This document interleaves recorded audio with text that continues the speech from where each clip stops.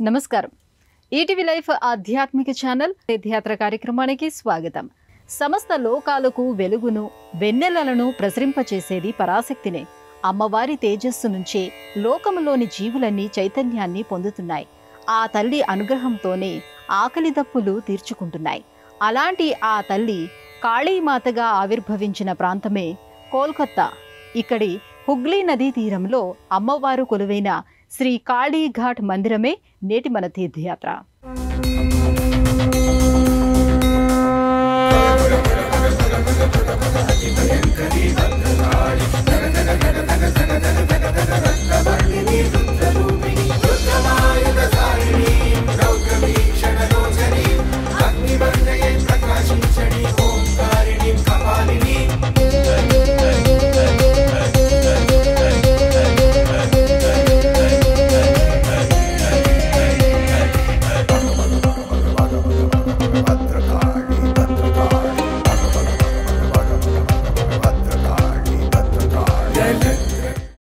పశ్చిమ బెంగాలును దగ్గరగా చూస్తే ఒకవైపున కళలు, మరోవైపున ఆధ్యాత్మికత ఆవరించడం కనిపిస్తుంది.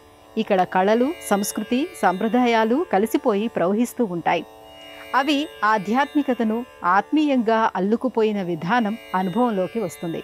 అలాంటి పశ్చిమ బెంగాల్కి రాజధానిగా వెలుగొందుతున్న కోల్కతాలో అమ్మవారి ఆలయాలు ఎక్కువగా కనిపిస్తూ ఉంటాయి. కోల్కతా అనగానే అందరికీ గుర్తుకు వచ్చేది కాళీమాతయే. కనుల ముందు కదలాడేది ఆ తల్లి రూపమే. కోల్కతాను కాళీమాత పుట్టినిల్లుగా చెప్పుకోవచ్చు. ఎందుకంటే ఆధ్యాత్మిక చింతన దృష్టితో ఇక్కడ ఎటువైపు చూసినా అమ్మవారి అడుగుల చప్పుడు వినిపిస్తుంది. ఆ తల్లి పాదాల దిశగా కదులుతున్న భక్తజన సముద్రం కనిపిస్తుంది.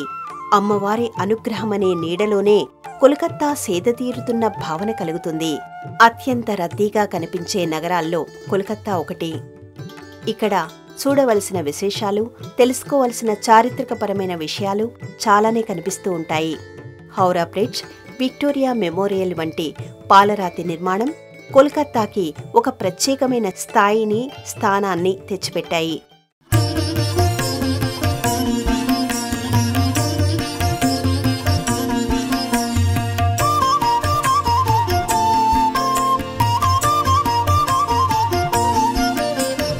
जयन्ती मंगला काली भद्रकाली कपालिनी दुर्गा क्षमा शिवा धात्री स्वाहा स्वदा नमोस्तुते नमोस्तुते देवी नमोस्तुते नमोस्तुते देवी नमोस्तुते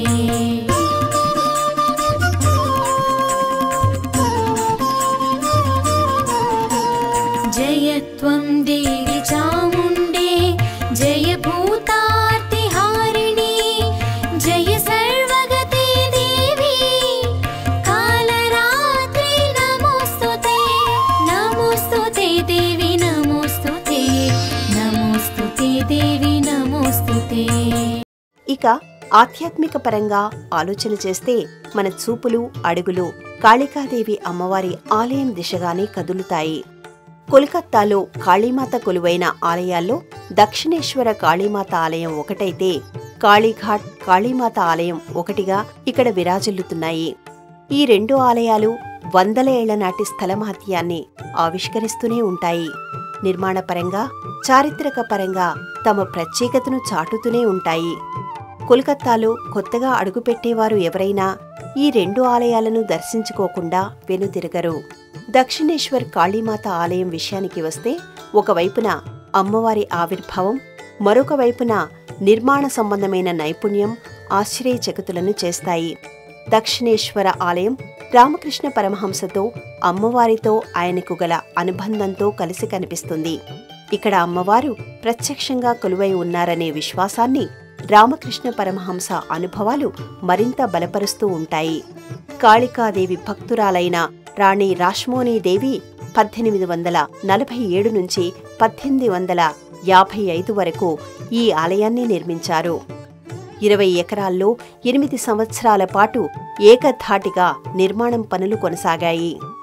బెంగాలీ నిర్మాణ శైలిగా చెప్పుకునే నవరత్న సాంప్రదాయ పద్ధతిలో జరిగిన ఈ ఆలయ నిర్మాణం దర్శనమాత్రం చేతనే నేత్రాలను విశాలం చేస్తుంది, మనసులను పవిత్రం చేస్తుంది. రామకృష్ణ పరమహంసతో ముడిపడిన ఈ ఆలయం అమ్మవారి ఆరాధనలోని అంకితభావానికి అద్దం పడుతుంది.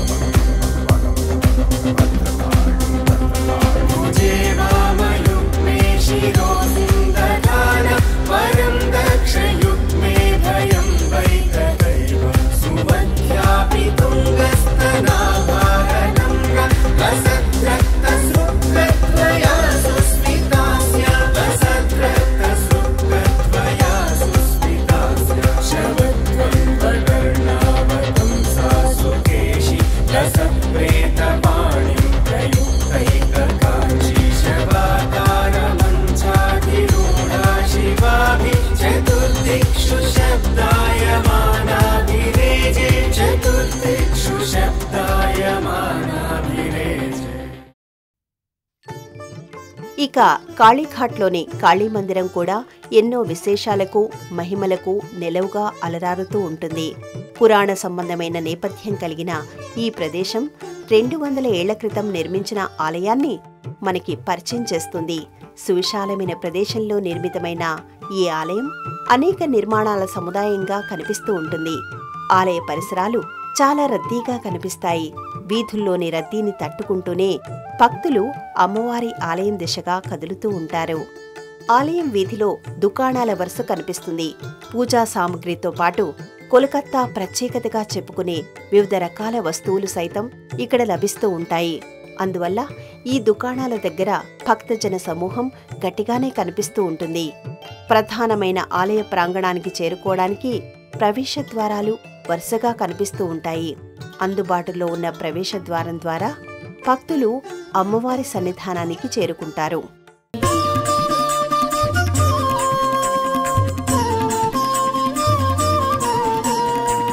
మధుకైట భవిత్రావి విధాత్రీ వరదే నమః రూపం దేహి జయం దేహి యశో దేహి ద్విషో జహి నమోస్తుతే దేవి నమోస్తుతే నమోస్తుతే దేవి నమోస్తుతే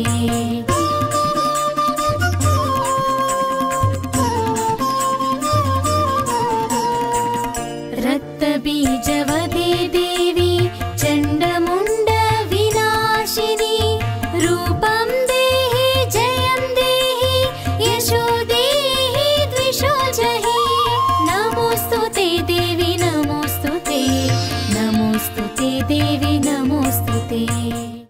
సాధారణంగా అమ్మవారి ఆలయాలు ఎత్తైన గోపురాలు, ప్రాకారాలు, మంటపాలు వంటి నిర్మాణాలతో కనిపిస్తూ ఉంటాయి.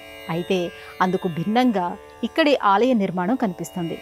భారీతనం పరంగా, నిర్మాణ శైలి పరంగా ఈ ఆలయం విస్మయులను చేస్తుంది.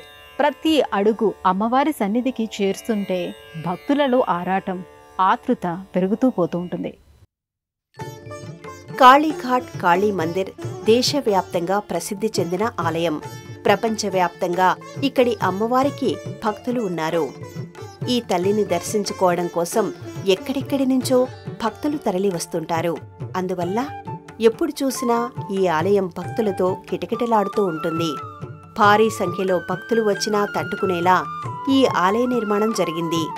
అప్పట్లోనే మలిచిన నక్షీలు అబ్బురపరచకుండా ఉండవు. ఎత్తైన మందిరం, చిన్నపాటి మందిర నమూనాను పోలిన శిఖర భాగం ఈ ఆలయ ప్రత్యేకతగా కనిపిస్తాయి. విశాలమైన ద్వారాలు, దృఢమైన తలుపులు, పొడవైన స్తంభాలు ఈ ఆలయ ప్రాచీనతను తెలియజెప్తూ ఉంటాయి. ఇతర దేవతా మందిరాలు ఈ ఆలయ వైభవానికి నిదర్శనంగా నిలుస్తాయి. ప్రధానమైన దైవంగా నిలిచిన అమ్మవారిని దర్శించుకోవడానికి భక్తులు ఆ తల్లి సన్నిధిలోకి అడుగుపెడతారు.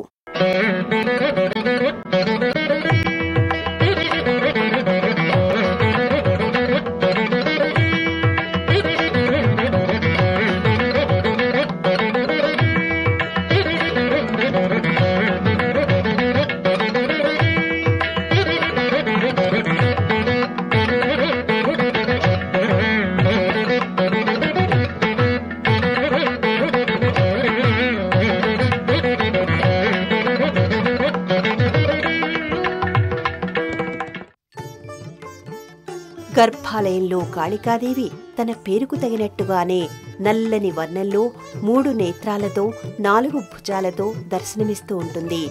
ఎర్రని నయనాలు, పొడవైన నాలుక అమ్మవారి ఉగ్రరూపాన్ని సూచిస్తూ ఉంటాయి. ఎర్రని వస్త్రాలతో ఆ తల్లి దర్శనమిస్తూ ఉంటుంది. ధర్మ మార్గాన్ని ఆచరించే వారికి కాళికాదేవి ఓ తల్లిలా, ధర్మ మార్గానికి దూరంగా మసులుకుంటున్న వారికి ఉగ్ర రూపిణిగా కనిపిస్తుందని భక్తులు విశ్వసిస్తూ ఉంటారు. కొత్తగా ఈ ఆలయాన్ని దర్శించుకున్న వారు ఈ మధ్యకాలంలో నిర్మించారేమోనని అనుకోవడం సహజం. అయితే ఇది ఇటీవలి కాలంలో నిర్మించిన మందిరం కాదు. 17వ శతాబ్దంలోనే ఈ ఆలయాన్ని నిర్మించినట్టుగా చరిత్ర చెబుతోంది. కాళికాదేవికి అపర భక్తుడైన సంతోష్ రాయ్ చౌదరి 1798వ సంవత్సరంలో ఈ ఆలయ నిర్మాణాన్ని మొదలుపెట్టారు. ఆయన తనయుడు సబన్నారాయ్ చౌదరి 1809వ సంవత్సరంలో నిర్మాణాన్ని పూర్తి చేసినట్టుగా చరిత్ర చెబుతోంది. 200 ఏళ్ల క్రితం నిర్మితమైన ఈ ఆలయానికి తొలిసారిగా 2024లో పునరుద్ధరణ కార్యక్రమాన్ని చేపట్టారు. 200 కోట్ల రూపాయల ఖర్చుతో ఈ ఆలయ సముదాయాన్ని పునరుద్ధరించడాన్ని విశేషంగా చెప్పుకోవాలి. ఈ ఆలయ ప్రాంగణంలోని ఇతర నిర్మాణాలు 1835 నుంచి 1858 మధ్యకాలంలో నిర్మితమైనవిగా చెబుతారు. ప్రతి నిర్మాణం కూడా ఈ ఆలయ ఘనతను చాటుతూనే ఉంటుంది. దశ మహావిద్యలలో మొదటి విద్యగా కాళీమాతను చెబుతారు. అలాంటి కాళీమాత ఆవిర్భవించిన ఈ ప్రదేశం 51 శక్తిపీఠాలలో ఒకటిగా ప్రసిద్ధి చెందింది. అందువలన ఇది ఎంతో శక్తివంతమైన క్షేత్రంగా భావిస్తారు. ఆ తల్లి పాదాలను ఆశ్రయించటం వలన కష్టాలు, బాధలు, దోషాలు తొలగిపోయి సకల శుభాలు చేకూరుతాయని విశ్వసిస్తూ ఉంటారు. దశమహావిద్యలు పరాశక్తి అంశావతారాలుగా కనిపిస్తాయి. ఆ వరుసలో కాళి, తార, త్రిపుర సుందరి, భువనేశ్వరి, భైరవి, చిన్నమస్త, ధూమవతి, బగళాముఖి, మాతంగి, కమలా పేర్లు వినిపిస్తాయి. ఈ వరుసలో మొదటి విద్యగా కనిపించే అమ్మవారే కాళి. కాలానికి, చీకటికి ప్రతీకగా చెప్పుకునే కాళీమాత ఆరాధన ప్రాచీన కాలం నుంచి ఉంది. ఆ తల్లిని తాంత్రిక దేవతగా పూజించటం కూడా అనాది నుంచే ఉంది. కాళికాదేవి రూపం చీకటిని వస్త్రంగా ధరించినట్టుగా నల్లగా ఉంటుంది. ఆగ్రహ జ్వాలలను ఆవిష్కరిస్తున్నట్టుగా కనిపించే కళ్ళు, చిందరవందరగా అనిపించే కేశాలు ఆ తల్లి సన్నిధిలో అడుగుపెట్టడానికి భయపడేలా చేస్తుంటాయి. అయితే దుష్ట శిక్షణ సమయంలో అమ్మవారు అలా కనిపిస్తుందని చెబుతారు. శరణంటూ పలికిరందరూ నీవే ముక్తికి మార్గమివ్వు అమ్మా దుర్గా, జై హో దుర్గా. రుద్రరూపిణి దుర్గా మాత,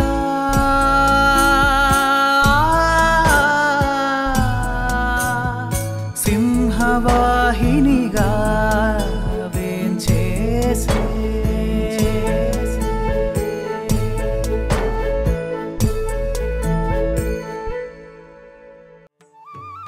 51 శక్తిపీఠాలలో ఇది ఒకటిగా అలరారుతోంది. పరమశివుడు తన అల్లుడే అయినా ఆయనను అవమానించాలని దక్ష ప్రజాపతి నిర్ణయించుకుంటాడు. అందుకోసం నిర్వహించిన యాగానికి సతీదేవి వెళ్లి తండ్రి కారణంగా నలుగురిలో అవమానించబడుతుంది. ఆ బాధతో ఆమె అక్కడే ఆత్మార్పణ చేస్తుంది. జరిగింది తెలుసుకున్న సదాశివుడు వీరభద్రుణ్ణి సృష్టించి దక్షుడి శిరస్సును తుంచివేయమని ఆదేశిస్తాడు. సతీదేవి పార్థివ దేహాన్ని వీడలేకపోతున్న పరమశివుడిని తిరిగి కార్యోన్ముఖుణ్ణి చేయడం కోసం విష్ణుమూర్తి తన చక్రంతో ఆమె శరీరాన్ని ఛేదిస్తాడు. అప్పుడు ఆ శరీర భాగాలు పడిన ప్రదేశాలే శక్తిపీఠాలుగా ఏర్పడ్డాయి. అలాంటి శక్తిపీఠాల జాబితాలో శ్రీ కాళీఘాట్ మందిరం కూడా ఒకటిగా కనిపిస్తుంది. ఇక్కడ సతీదేవి కుడికాలి బొటనవేలు పడిందని చెబుతారు. హే అపర్ణ మహామాయ అత్రిసుత కాత్యాయని మహాశక్తి మహాకాళి రౌద్రముఖి దాక్షాయణి.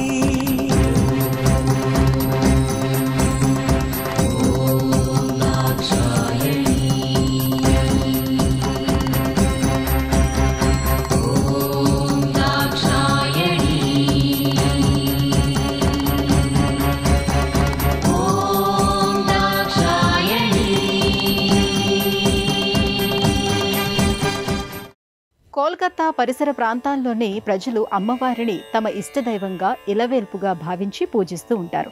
అమ్మవారి సన్నిధానానికి చేరుకునే భక్తులు ఆ తల్లి పట్ల పూర్తి విశ్వాసంతో ఉంటారు. అమ్మవారికి ప్రీతికరమైనవి అంకిత భావంతో సమర్పిస్తారు. తమను కంటికి రెప్పలా కాపాడేది ఆ తల్లియేనని భావిస్తూ ఉంటారు. సాధారణంగా అమ్మవారి ఆలయాలకు మంగళ శుక్రవారాల్లో భక్తుల తాకిడి ఎక్కువగా ఉంటుంది. ఆ రోజుల్లో అమ్మవారికి ప్రత్యేకమైన పూజలు, విశేషమైన సేవలు చేయిస్తూ ఉంటారు. అయితే కాళీఘాట్ అమ్మవారి ఆలయం మాత్రం వారంలో అన్ని రోజుల్లోనూ రద్దీ కనిపిస్తూనే ఉంటుంది. ఎందుకంటే కోల్కతా వెళ్లే వారంతా కాళీమాత దర్శనం తప్పకుండా చేసుకుంటూ ఉంటారు. సకల శుభమంగళాలను ప్రసాదించమని వేడుకుంటూ ఉంటారు. కాళికాదేవికి ఆశ్వయుజ మాసం కృష్ణపక్షంలో వచ్చే అష్టమి అత్యంత ప్రీతికరమైన రోజుగా చెబుతూ ఉంటారు. అందువల్ల ఆ రోజున భక్తులు పెద్ద సంఖ్యలో అమ్మవారి దర్శనానికి తరలివస్తుంటారు. అమ్మవారికి ఎరుపు రంగు అంటే ఇష్టం కావడం వల్ల ఎరుపు రంగు గాజులు, ఎరుపు వస్త్రం సమర్పిస్తూ ఉంటారు. ఆ తల్లికి సంతోషాన్ని కలిగించే ఆనవాయితీగా చెబుతూ ఉంటారు.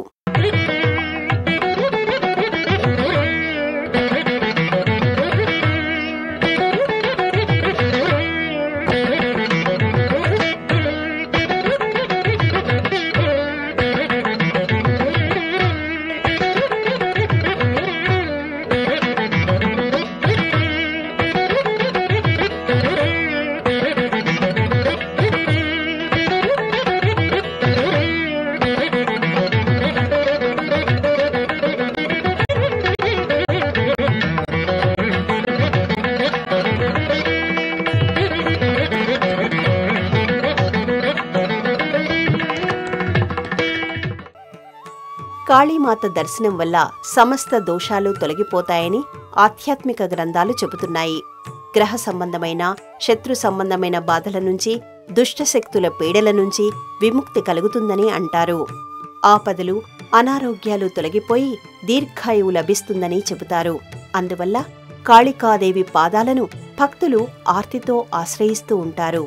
ఆ జగన్మాత అనుగ్రహాన్ని పొందుతుంటారు. కాళికాదేవి తన భక్తులను కనిపెట్టుకుని ఉంటుంది.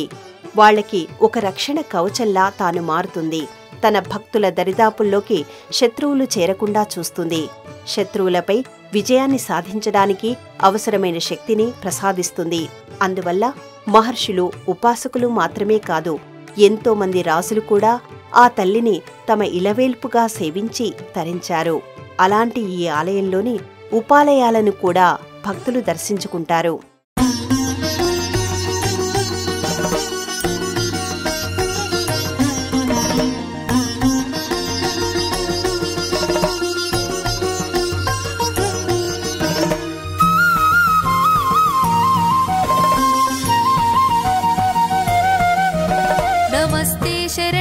शिवे सानुकंपे नमस्ते जगद्व्यापिके विश्वरूपे नमस्ते जगद्वन्द्यपादारविन्दे नमस्ते जगत्तारिणि त्राहि दुर्गे नमस्ते जगच्चिन्त्यमानस्वरूपे नमस्ते महायोगि विज्ञानरूपे नमस्ते नमस्ते सदानन्दरूपे नमस्ते जगत्तारिणि त्राहि दुर्गे అనునిత్యం ఈ ఆలయం తలుపులను ఉదయం 5 గంటల నుంచి మధ్యాహ్నం 2 గంటల వరకు తెరిచి ఉంచుతారు. మహానైవేద్యం అనంతరం 2 గంటల నుంచి సాయంత్రం 5 గంటల వరకు తలుపులను మూస్తారు. తిరిగి సాయంత్రం 5 గంటల నుంచి రాత్రి 10:30 వరకు దర్శనానికి అనుమతి ఉంటుంది. దేశంలోని అన్ని ప్రధానమైన నగరాల నుంచి కోల్కతాకి రోడ్డు, రైలు, వాయు మార్గాలు ఉన్నాయి. కోల్కతాలో దిగిన తర్వాత స్థానిక వాహనాల్లో ఈ ఆలయానికి చేరుకోవచ్చు.